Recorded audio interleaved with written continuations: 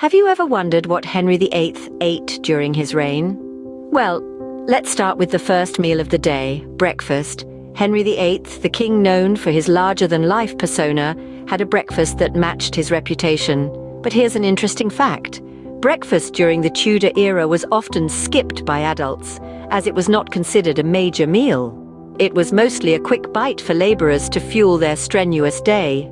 However, for King Henry VIII, it was a different story. His royal breakfast would typically include a variety of meats such as mutton and beef, complemented with bread and washed down with beer. Yes, you heard it right, beer for breakfast. It may seem unconventional today, but back then it was quite the norm. This hearty breakfast, though simple, was enough to satiate the king's large appetite and prepare him for the day ahead. So that was the royal breakfast, a simple yet fulfilling meal to start the day. Moving on to lunch, the main meal in Henry VIII's court, where the real feast began. This was no ordinary meal, my dear friends, but an elaborate display of culinary artistry and abundance. The tables groaned under the weight of a variety of meats, succulent beef, tender mutton, and gamey venison, all making a frequent appearance. The bounty didn't end there. Fresh fruits and vegetables sourced from the royal gardens added a burst of colour and nutrition to the spread. Crusty bread, baked to perfection in the royal ovens, was served with every meal, acting as a humble companion to the rich meats and sauces. One can't ignore the allure of exotic spices and sugar, a rarity in those days and a clear sign of wealth and status. Spices like black pepper, cinnamon, and cloves were used generously, infusing the dishes with a taste of the far-off lands from where they were sourced. Sugar, a precious commodity, was used not only in the desserts but also in some of the savoury dishes, giving them a unique sweet and savoury flavour profile. And what is a royal feast without the flow of ale and wine? Vast quantities of these beverages were consumed, often flavoured with spices or fruits for an extra kick. Lunch was indeed a grand affair, a feast fit for a king, showcasing the wealth and power of Henry's court.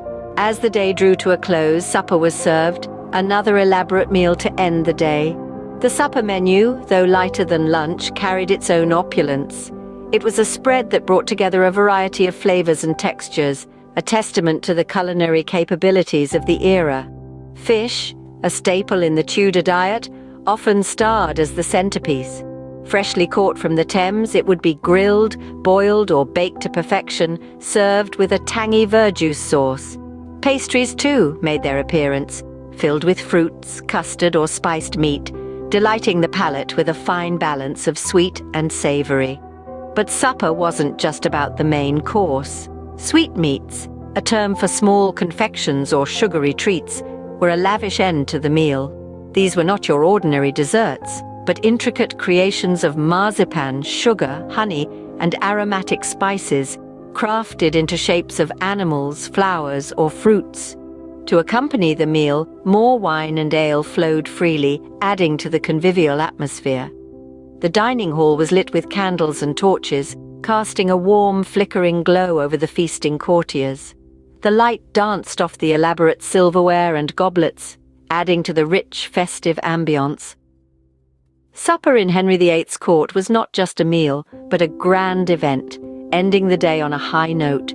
It was a sumptuous spectacle of gastronomy and socializing, a fitting conclusion to a day in the life of one of history's most extravagant courts.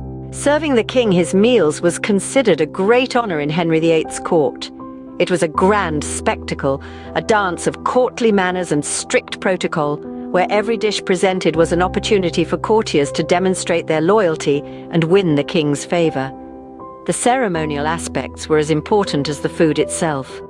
Courtiers competed for the privilege of serving the king, each vying for a chance to be noticed by the monarch. The etiquette was rigorous and unforgiving. Every morsel had to be served in a specific manner, every glass of wine poured to a precise level.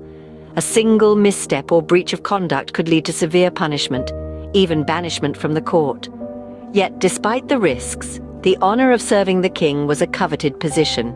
In Henry VIII's court, food was not just about sustenance, but also about power, status, and courtly politics.